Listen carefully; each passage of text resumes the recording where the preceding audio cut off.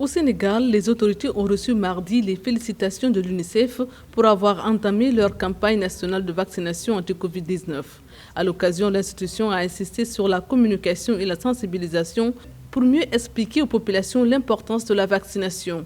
Elle estime que sans la sensibilisation, le respect des gestes barrières et la vaccination anti-Covid-19, la maladie ne pourra pas être vaincue pour sauver des vies, revenir à la vie normale, mais aussi relancer l'économie mondiale. À ce jour, le Sénégal compte 39 127 cas positifs au coronavirus, dont 1065 décès et 37 822 guérisons.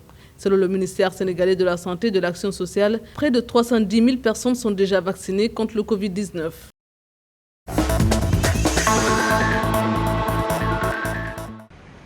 La campagne de vaccination contre le Covid-19 au Soudan du Sud a débuté. Les agents de santé ont été les premiers à recevoir le vaccin. S'en suivra les personnes atteintes de comorbidité et les personnes de plus de 65 ans. Le Soudan du Sud vise à vacciner 40% de sa population contre le Covid-19.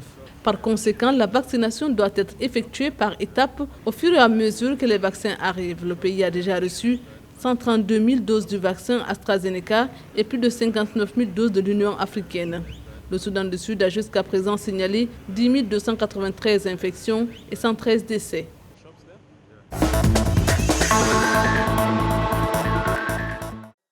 La Tunisie a franchi la barre des 9 000 décès causés par le nouveau coronavirus depuis l'apparition de la pandémie il y a plus d'un an, a annoncé le ministère tunisien de la Santé.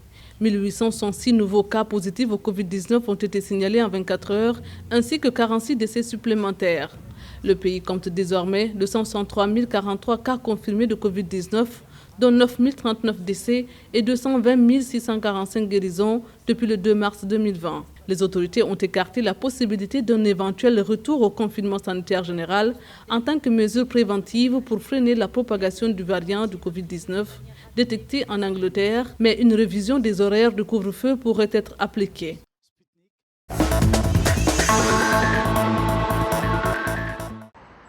Motivé par la suspension des livraisons de vaccins par l'Inde, le Nigeria progresse dans le développement de son propre vaccin. En janvier, Abuja a débloqué une enveloppe de 25 millions de dollars pour mettre au point une réponse vaccinale.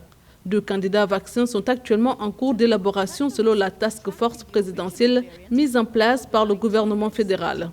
Le pays envisage également de produire sous licence un peu comme le fait l'Inde avec AstraZeneca. Le gouvernement fédéral n'a reçu pour l'instant que 4 des 16 millions de doses requises. Or, Abuja ambitionne de vacciner à terme 140 sur 200 millions d'habitants. Le Nigeria a enregistré environ 163 000 cas avec 2058 décès depuis le début de la pandémie.